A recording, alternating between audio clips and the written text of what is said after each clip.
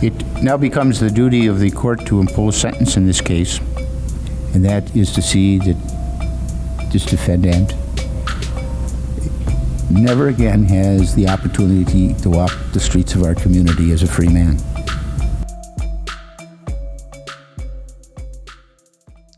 Hello, my name is Paco Rivera, and this is the Maximum Sentence Channel, where we cover recent crimes and convictions and a maximum penalty handed down. You can also follow me on Facebook for updates. There will be a link to my Facebook in the description below. Also, check out my other channel here on YouTube called Death Row and Executions, where we cover upcoming executions. There will be a link for that as well. In the year 2009, Christina Spicuzza, known to everyone as Christy, began living with a man named Brandon Mardo. And while they never actually married, they always regarded each other as husband and wife. Proof of that is seen on their Facebook profile information. By all accounts, they were very happy together while residing in Turtle Creek, Pennsylvania, a town just outside of Pittsburgh. The two of them would go on to have 4 children over the years. Christy was born in 1983. By the year 2022, Christy was 38 years old, and according to her Facebook, she was working as a customer service representative at Dollar Bank. We also know that she was helping out her family and home by bringing in some extra income as an Uber driver. On the night of February the 10th, a Thursday, Christy was dispatched by her Uber app to pick up a customer at this apartment complex on Britton Avenue in the town of Pitcairn. Pitcairn is only about 3 miles away or a 5-minute drive from her home in Turtle Creek. That Uber ride was ordered from a cell phone belonging to a woman named Tanaya Mullen, but it wasn't Tanaya that ordered the ride. It was her boyfriend, 22-year-old Calvin Crew. And it was Crew who got in the car, as we can see from this dash cam footage in Christy's car.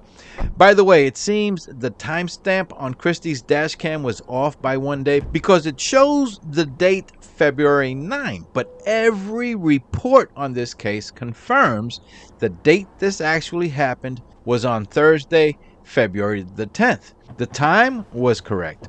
Christy picked up Calvin Crew at 9:14 that night. About 20 minutes into the ride, they had arrived at the destination point as ordered on the Uber app. But moments before that, Crew is seen moving over to the center of the back seat. Christy is seen pointing and asking which side of the car he wants to get out from. That's when Crew put a handgun to the back of Christy's head and forced her to continue driving. For the next few minutes, Christy begs for her life and told Crew that she has 4 children.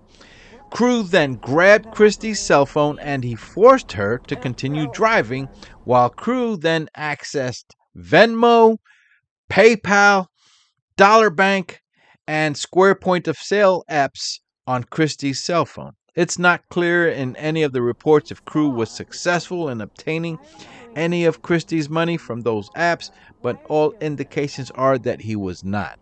And prosecutors have concluded that Calvin Crew's motive all along, when he ordered the Uber ride, even before getting into that car, was to rob an Uber driver that night.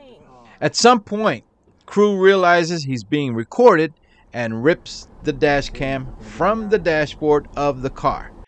That's the last of the footage that we see. Here now are those final moments of the dash cam footage. A warning for you, this may be hard, or at the very least heartbreaking, for some of you to watch. Hi, Tanaya. How are you today?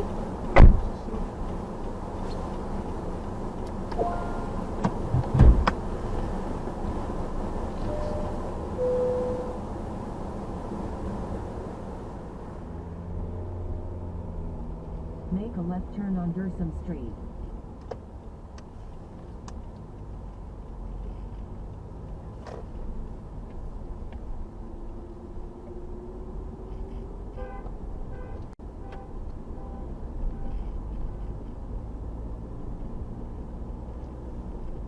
Drop off Tanea. Inside.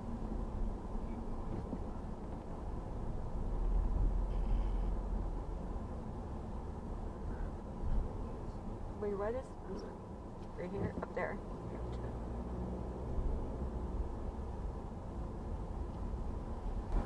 Keep driving. I'm sorry? Keep driving. You've got to be joking. Keep driving. What are you doing? This is a gun. Keep driving. No, it's not. Stop. Come on, man. I got a family. What are you I got doing? a family too. Now drive. What are you doing? Drive. Please stop. Drive the car, miss. Why Just are you drive. doing Don't this? Don't make this so noticeable. Just drive. Why are you doing this? Drive the car. To where? Complete the trip.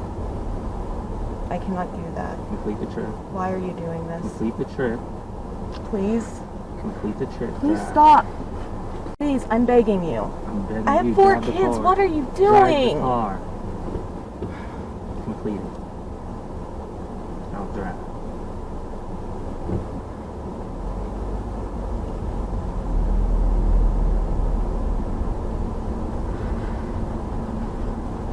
Please Don't take that move. off of me. Please. No, no. Keep driving. Do what I say and everything will be alright. Police believe that after the dash cam footage ended, Crew then forced Christy to drive around for about another hour. He then got her to stop in a wooded area in Monroeville, Pennsylvania, about a 2-mile or 5-minute drive from Pitcairn, where Crew was first picked up, from where it all started. It was there in that wooded area that Christy was shot in the back and killed. During the early morning hours, now Friday, February 11th, Christy's husband, Brandon Marto, knew something was wrong. Christy would contact Brandon regularly between pickups and drop-offs while on her Uber runs. And the last time he had heard from her was a little after 9 p.m.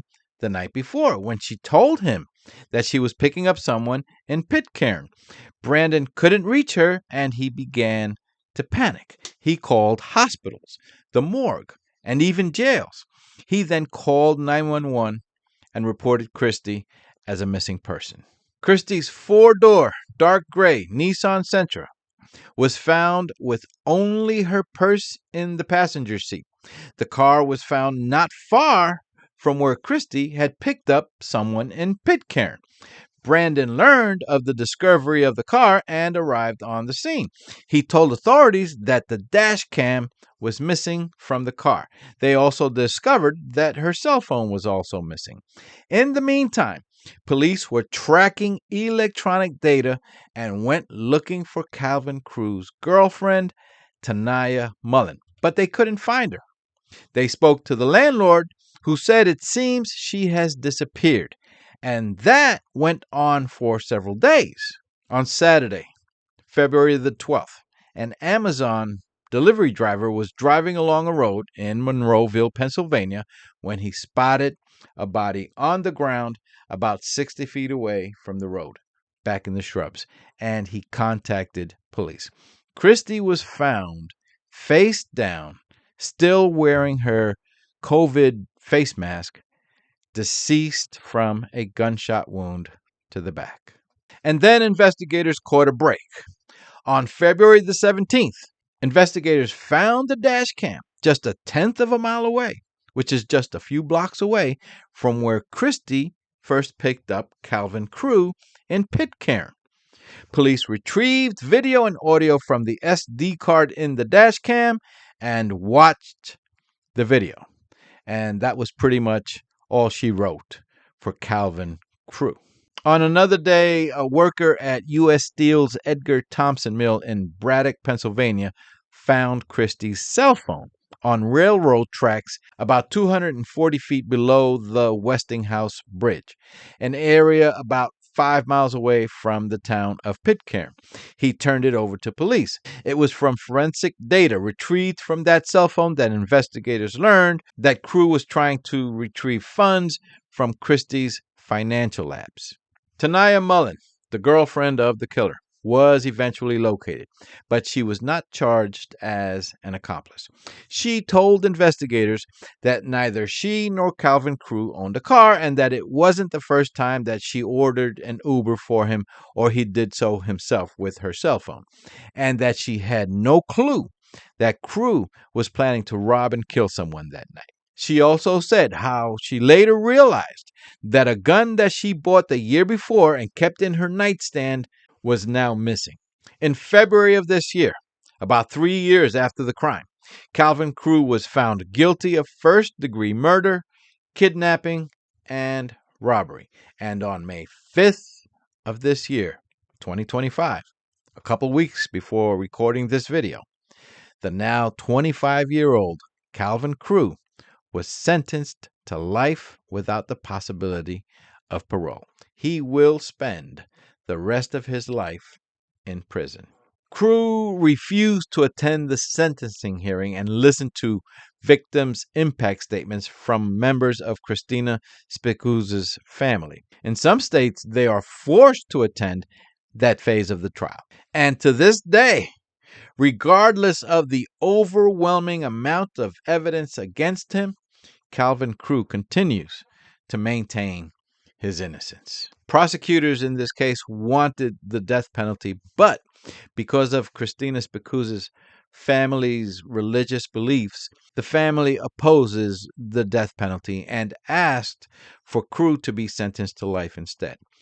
I remember telling everyone in a prior video, I think it was one on my Death Row and Executions channel, that the family should have a say in what sentence is issued. And I still believe that. There were many of you who didn't agree with me on that, and that's fine. I will respect your point of view. Now, some of you might be thinking, how stupid can this guy be? He should have known that by simply ordering the Uber ride, it can be traced back to who ordered it. But you need to remember that Crew had a plan. His story would be that the Uber driver picked him up and dropped him off, and she drove away. And that whoever killed her must have been someone else who carjacked her or by whatever means. But that story all went out the window because, fortunately, he was not smart enough to get rid of electrical devices permanently, as both Christie's cell phone and the very damning dash cam were in fact found. And everything from those devices were traced back to him. Family and friends of Christina Spicuzza have all said that Christie was a loving mother. She enjoyed doing artwork, crafting, and engaging in Bible study. Anyone who knew Christie knew that no matter what was going on in her life, she was always smiling, always positive, and always loving. Please remember to subscribe for more of these true crime stories so that you're alerted when the next one comes out. You can also follow me on Facebook for updates. There will be a link for my Facebook in the description below. My name is Paco Rivera. Take care and bye for now.